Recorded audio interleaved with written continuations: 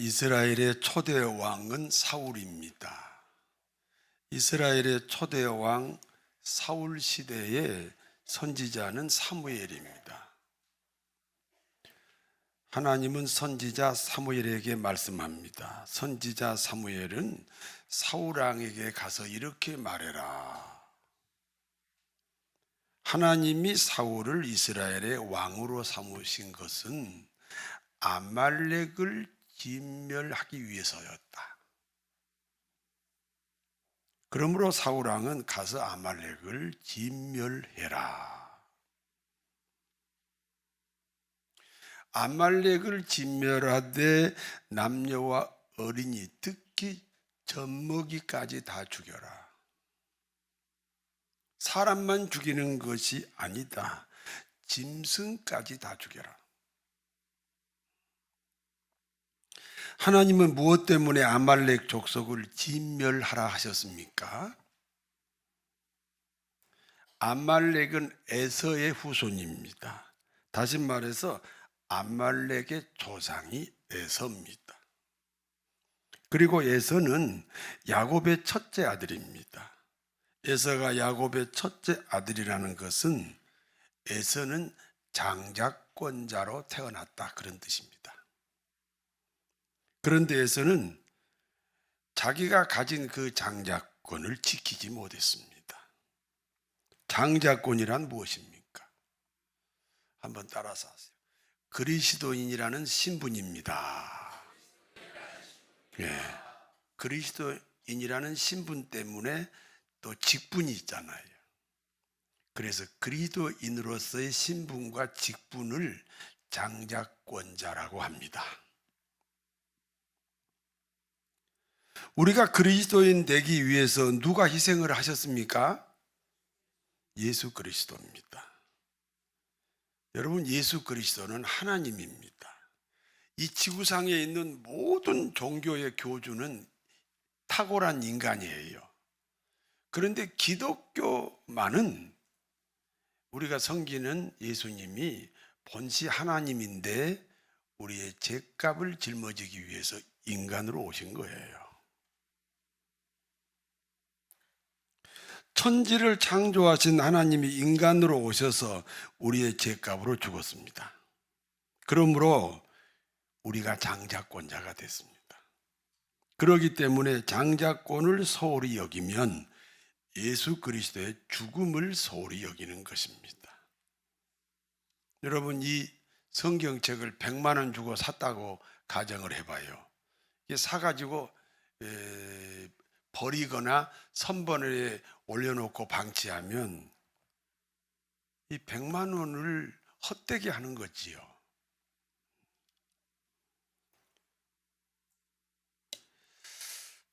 그러니까 우리가 장자권을 귀하게 여기지 않는 것은 예수님이 우리를 위해서 희생하신 그 희생을 무가치하게 여기는 것과 같다, 그런 뜻입니다. 다시 말씀드립니다. 아말렉이 에서의 후손이라는 것은 에서의 기질입니다. 어떤 기질입니까? 장자권을 소홀히 여기는 기질입니다. 하나님은 사랑이시면서 동시에 공의로운 분입니다.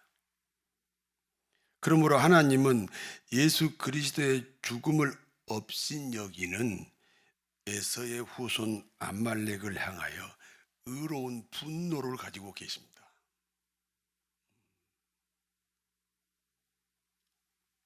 그렇기 때문에 사울 왕에게 그 아말렉을 진멸하라 말씀하신 겁니다. 사무엘 선지자처럼 우리 시대에는 하나님의 말씀을 누가 대언합니까? 담임 목사가 지금 이 시간에 여러분에게 하나님 말씀을 대언하고 있습니다. 그리고 그 담임 목사를 통해서 이 시간에 아말렉을 진멸하라 말씀하고 있습니다. 우리가 진멸해야 할 아말렉은 어디에 있습니까? 저 중동 땅에 있는 것이 아니고 우리가 진멸해야 할 아말렉은 내 안에 있습니다. 내 안에 자리 잡은 아말렉을 이 시간 진멸하시기를 바랍니다. 하나님 말씀에 순종하여 사울왕은 아말렉과 전쟁을 합니다. 하나님이 시킨 전쟁입니다. 당연히 사울왕 군대가 아말렉을 이겼습니다. 문제는 사울왕이 아말렉을 진멸하지 않았다는 겁니다. 제사용으로 소와 양을 살려왔어요. 하나님을 잘 섬기기 위해서 소와 양을 살려왔다는 거지요.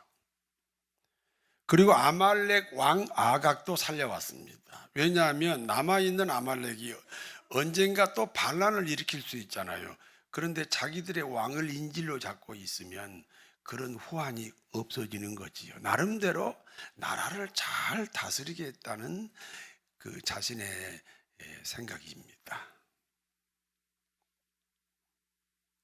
여러분, 우리가 신앙생활은 내 방법으로 해요? 하나님 방법으로 해요? 하나님 방법으로 하는 거예요. 지금 사울왕의 실수는 자기 방법으로 하나님을 사랑하고 자기 방법으로 나라를 사랑한 겁니다. 그래서 하나님이 진노하셨습니다. 아말렉의 양과 소와 그리고 아말렉 왕을 살려온 것에 대한 하나님의 진노입니다. 이와 같은 사울왕의 행동은 점치는 죄와 같고 우상에게 절하는 죄와 같다 그랬어요. 내 방법으로 신앙생활 하는 것은 어떤 교인이 전 보러 갔다, 아니면 뭐 절간에 가서 부처 앞에서 절을 했다. 굉장히 큰 허물이지요. 그런데 내 방법으로 신앙생활 한 것은 그와 같은 허물이다. 이렇게 말씀하셨습니다.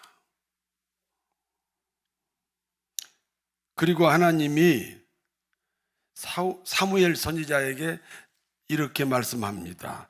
사울왕이 스스로 하나님의 말씀을 버렸다. 하나님은 말씀으로 존재하십니다.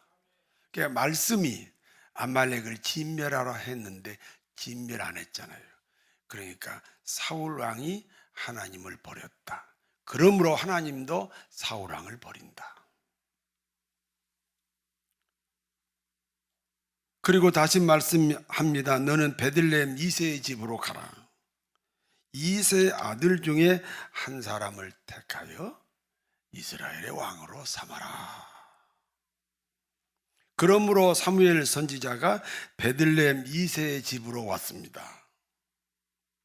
그리고 이새의 8번째 아들 다윗을 이스라엘의 왕으로 세웠습니다. 사무엘상 16장 12절에서 13절을 같이 읽습니다. 이에 사람을 보내어 그를 데려오매 그의 빛이 붉고 눈이 빼어나고 얼굴이 아름답더라. 여호와께서 이르시되 이가 그니 일어나 기름을 부으라 하시는지라.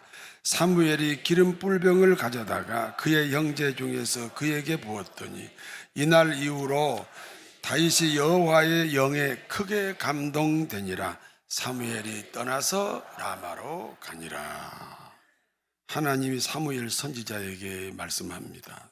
사람은 외모로 보지만 나는 그 중심을 본다.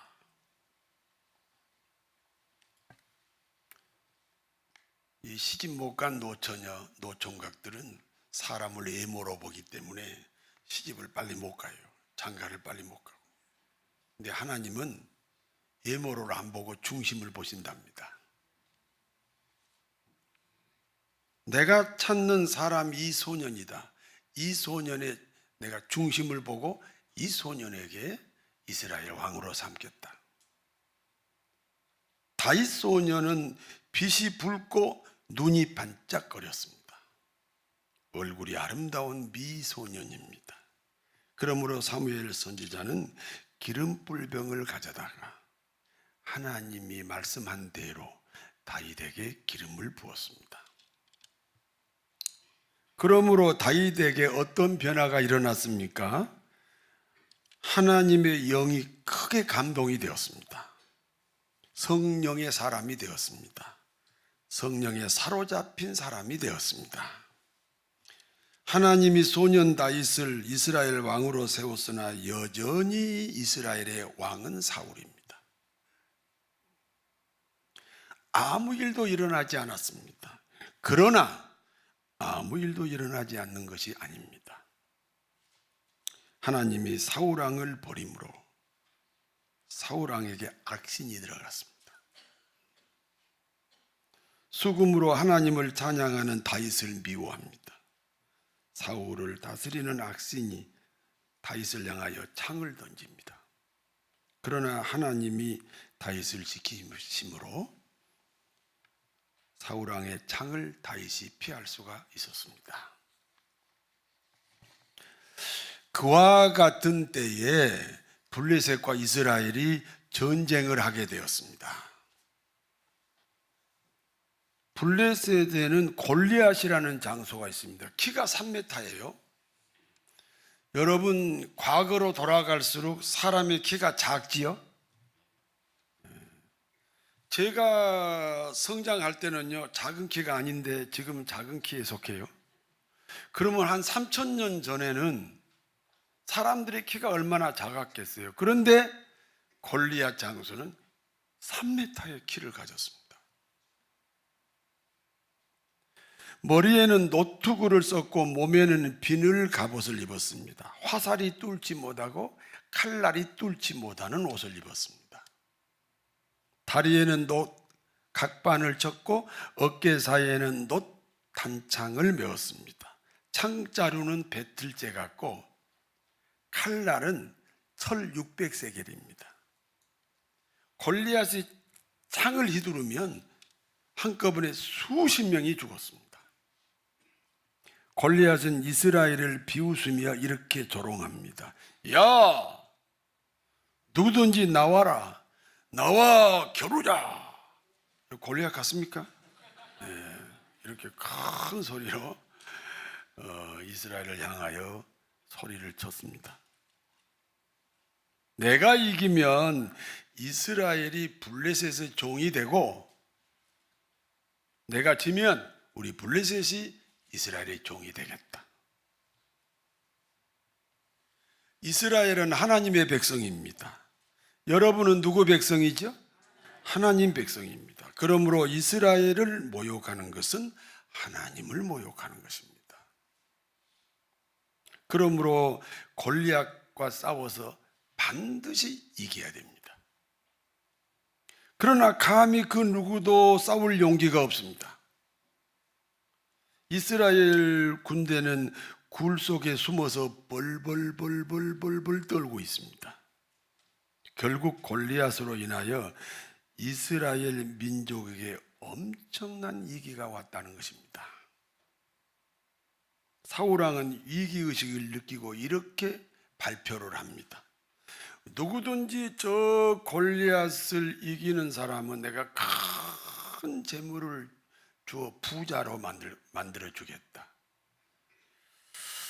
그리고 세금을 면제해 주고 왕의 딸과 결혼시키겠다. 왕의 사이가 되게 하겠다는 겁니다. 그러나 아무도 골리앗과 싸우겠다고 나타나는 사람이 없었습니다. 그와 같은 전쟁터에 소년 다윗이 찾아오게 됩니다. 소년 다윗의 아버지는 이새입니다. 소년 다윗의 아버지 이새는 지금 두 아들이 전쟁터에 가담을 하고 있습니다. 여러분, 아들이 전쟁터에 갔으니 아버지가 얼마나 마음이 조마조마하고 불안합니까? 그래서 아버지 이새는 전쟁터에 나가 있는 두 아들을 위하여 몇 가지 음식을 준비합니다. 두 아들의 상관인 천부장의 목도 챙겼습니다. 그리고 전쟁과 아무 상관없는 어린 소년 다윗으로 하여금 그 음식을 가지고 전쟁터에 가게 합니다. 전쟁터에 심부름 온 다윗이 보니까 이스라엘 군대는 골리앗 때문에 쩔쩔매고 있습니다. 결국 골리앗으로 인해 이스라엘 나라가 지금 풍전등화합니다. 그러므로 다윗은 자신이 골리앗과 싸우겠다는 겁니다. 다윗의 말을 들은 큰형 엘리압이 다윗에게 화를 내었습니다. 너는 참 교만한 놈이구나. 아니, 이스라엘의 전 군대가 공포에 떨고 있는 그 공포의 대상인 그 골리앗과 어린 동생이 지가 싸워서 이기겠다고 하니까 너는 참 교만한 놈이구나. 전쟁은 구경하는 곳이 아니야. 전쟁은 장난이 아니야.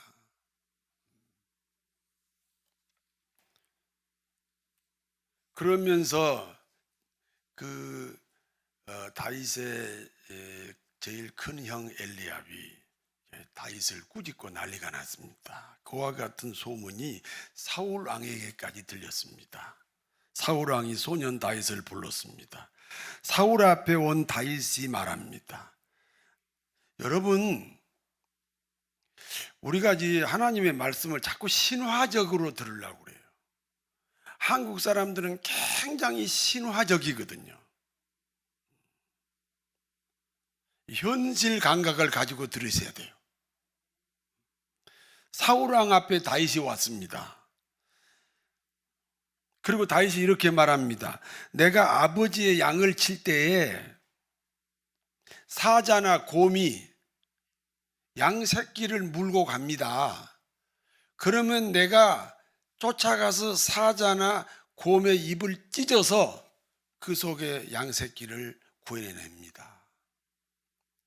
먹잇감을 빼앗긴 사자나 곰이 나를 죽이려고 공격합니다. 나는 그때 그 사자의 그 곰의 수염을 잡고 내가 그 사자를 이겼습니다. 그 곰을 이겼습니다.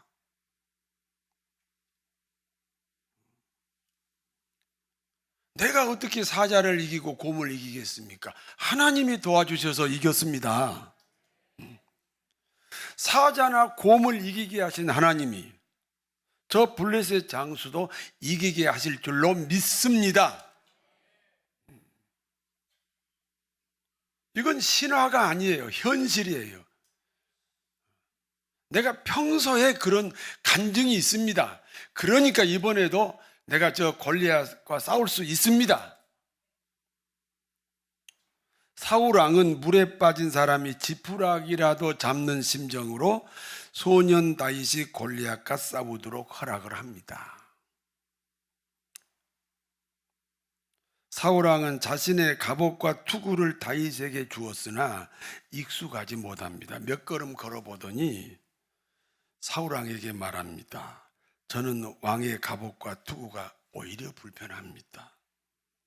그러므로 나는 양을 칠 때 그때 복장으로 가겠습니다. 양을 치다가 사자와 곰을 싸워서 이길 때 그 복장으로 가겠습니다.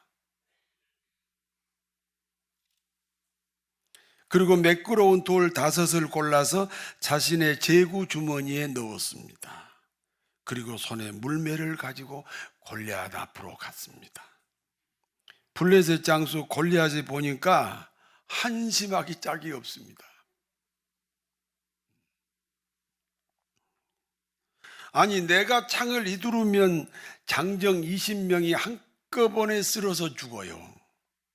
그런데 어린 소년이 자신과 싸우겠다고 하니까 너무너무 어이가 없는 것입니다. 그래서 골리앗이 다윗에게 말합니다. 너는 나를 개로 여기고 물매를 가지고 왔느냐? 오늘 너의 몸을 공중의 새와 들의 짐승의 밥이 되게 하겠다. 너를 죽여서 저 들에다 버리겠다는 거죠. 다윗이 골리앗에게 대답합니다. 너는 칼과 단창으로 내게 왔다. 그러나 나는 내가 모여가는 하나님의 이름으로 왔다. 하나님이 오늘 내 목숨을 내게 맡겼다. 구원은 그 칼과 창에 있지 않다. 그러면서 물맷돌을 던졌습니다. 물맷돌이 휘 날라서 골리앗의 머리에 탁 박혔습니다. 만약에 다윗이 물맷돌을 던졌을 때 골리앗이 이렇게 다리를 이렇게 숨겼으면 그 물맷돌이 이렇게 내려가서 골리앗의 이마를 박았을 겁니다. 누가 하셨으니까요? 하나님이 하셨습니다.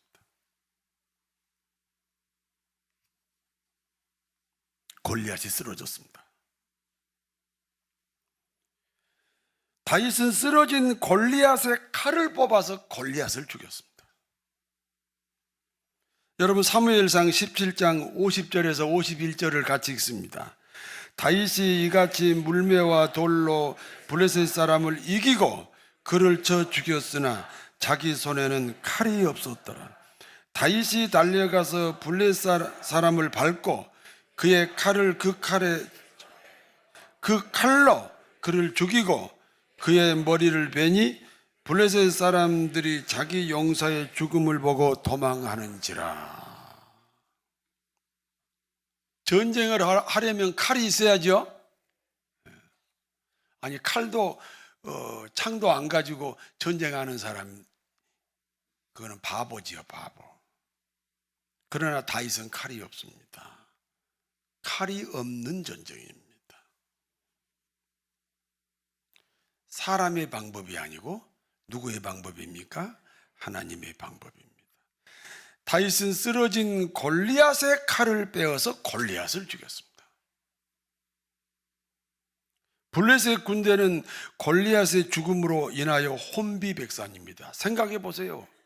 웬 어린 소년이 나와서 저 골리앗을 이겨요? 그러면 뒤에 있는 저 군대는 얼마나 강합니까? 그래서 블레셋이 혼비백산에서 도망갑니다. 이스라엘 군대의 승리입니다. 성도 여러분, 다윗의 물맷돌이 골리앗을 죽인 것이 아닙니다. 하나님이 다윗의 물맷돌을 사용하셔서 골리앗을 죽인 것입니다. 여기까지가 본문의 내용입니다. 이제 이 본문의 교훈을 말씀드리겠습니다. 첫 번째입니다.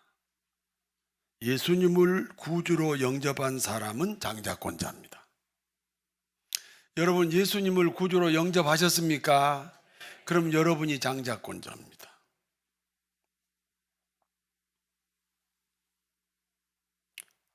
하나님은 받은 장자권을 지키지 못한 에서와 그 후손인 아말렉을 진멸하라 하셨습니다. 하나님이 진멸하라고 하신 아말렉은 어디에 있습니까? 다시 말씀드릴게요. 예수님을 구주로 영접한 사람은 뭐라고 불러요? 장자권자라고 불러요. 다시 질문할게요. 예수님을 구주로 영접한 사람을 뭐라고 불러요? 장자권자라고 불러요. 하나님은 받은 장자권을 지키지 못한 에서와 그 후손 아말렉을 진멸하라 하셨습니다. 그렇죠?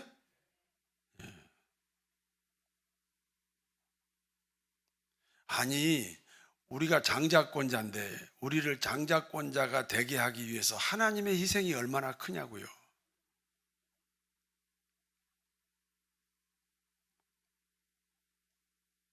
그런데 그 장자권을 껌값 취급하는 그 아말렉을 진멸해야죠.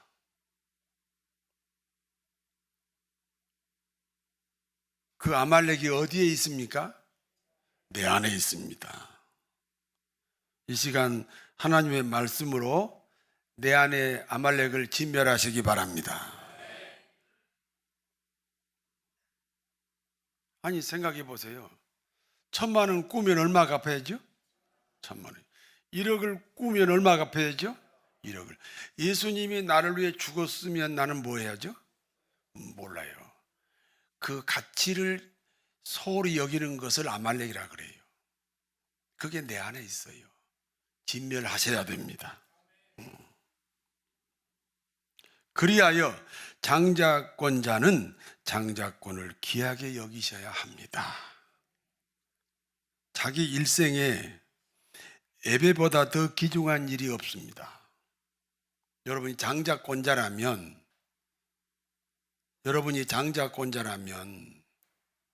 여러분의 일생에 예배보다 더 귀중한 일이 없습니다. 시간이 없는 날이 있어요. 예배를 드릴 수 없을 만큼 시간이 없는 날이 있어요. 그날은 반드시 시간을 내어서 예배를 드려야 됩니다.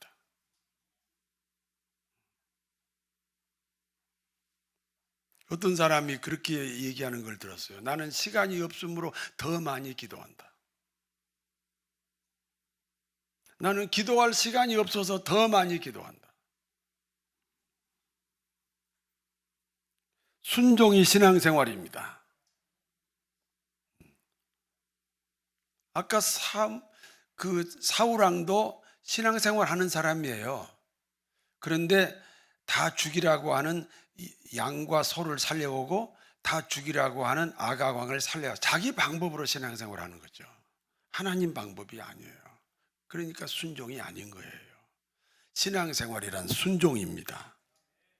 순종이 없는 신앙생활은 종교생활에 지나지 않습니다. 종교생활하는 사람은 예수님을 십자가에 못 박으라고 소리소리 질렀던 유대인과 동일합니다.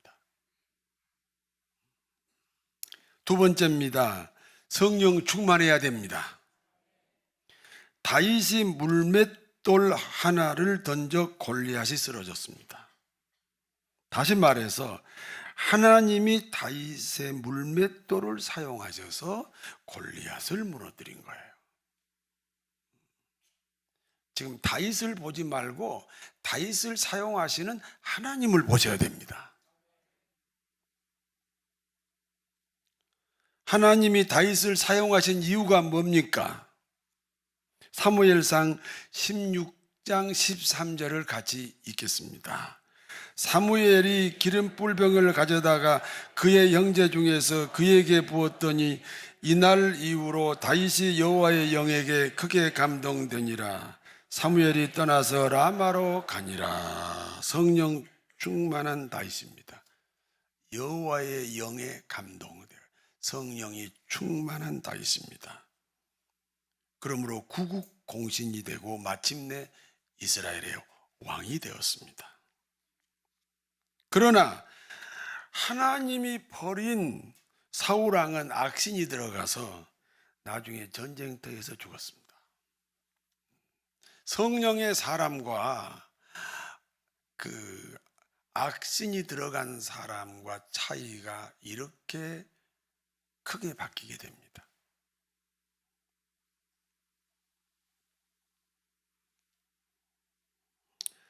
저희 교회는 두 개의 축으로 운영합니다. 하나는 제자 훈련의 축입니다. 제자 훈련의 중심은 구원의 확신입니다. 아니, 구원 받았는데도 변화가 없다. 그 구원을 의심해야 됩니다.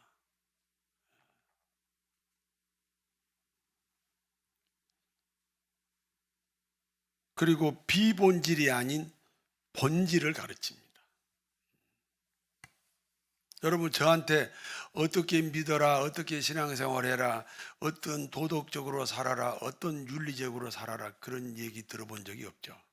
그건 비본질이기 때문에 본질만 여러분에게 가르치면 어떻게 사는 문제는 스스로 결정합니다. 다른 하나의 축은 성령운동입니다. 여러분, 예수님 믿으시지요? 그러면 이미 성령이 와 계신 거예요. 그런데 이 성령이 호롱불처럼 가늘가늘하게 살아있어요. 그러니까 신앙생활 하는 것 같이 안 보여요. 내 안에 있는 이 성령의 불이, 예수 믿으면 반드시 성령이 있어요. 그 성령이 호롱불로 있어요. 그러니까 이 성령의 불이 햇불로 바뀌어야 돼요. 그래서 이 내 안에 있는 성령이 나를 지배할 만큼 성령의 햇불이 활활 타올라야 됩니다. 그래서 여러 예배 중에 성령 운동을 강조하는 예배는 금요 심야 예배예요. 저녁 9시에 시작합니다. 누구나 나올 수 있습니다. 저녁 9시에 시작하니까 10시에 와도 안 늦어요.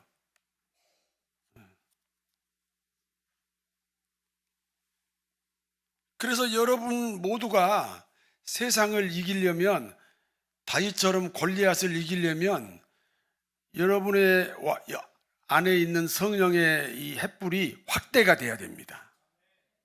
그래서 금요 예배가 필요합니다. 교회 직분자는 필히 참석하셔야 됩니다. 여러분, 성령이 충만한 사람은요, 찬양하면 달라요. 내 찬양이 교인에게 감동을 주는 거예요. 세 번째입니다. 다윗의 전쟁에는 칼이 없었습니다. 칼로 전쟁하는 것은 세상 방법입니다. 칼이 없는 전쟁은 하나님 방법입니다. 칼보다 찬양이 더 강합니다. 칼보다 기도가 더 강합니다. 칼보다 말씀이 더 강합니다. 칼보다 믿음이 더 강합니다. 칼을 쓰는 사람은 칼로 망합니다. 돈을 좋아하는 사람은요, 돈으로 망해요. 돈을 쌓아놓고 망해요. 돈이 없었으면 안 망할 뻔했어요. 돈을 좋아하지 말라는 게 아니에요. 우선순위를 정하라는 거예요. 칼을 쓰는 사람은 칼로 망합니다. 돈이 칼이에요. 하나님의 은혜로 사는 사람은 하나님의 은혜로 승리합니다. 칼이 없는 전쟁. 다윗의 전쟁이 우리 모두의 전쟁이 되셔야 합니다. 장자권자는 장자권을 귀하게 여겨야 합니다. 그리고 성령 충만해야 합니다. 그리스도인의 전쟁은 칼이 없습니다. 장자권을 귀하게 여기고 성령 충만하여 칼 없는 전쟁으로 승리합시다. 그리하여 다윗의 승리가 우리 모두의 승리가 되시기를 진심으로 축원합니다. 아멘. 전능하신 하나님, 우리 모두는 장자권자입니다. 장자권을 귀하게 여기는 우리 모두가 되게 하옵소서. 거룩하신 아버지 하나님, 성령 충만하여 칼없는 전쟁으로 승리해야 합니다. 골리앗 같은 세상을 이길 수 있도록, 골리앗 같은 세상을 이길 수 있도록 다윗의 승리가 저희들의 승리가 되게 하옵소서. 예수님의 이름으로 기도하옵나이다.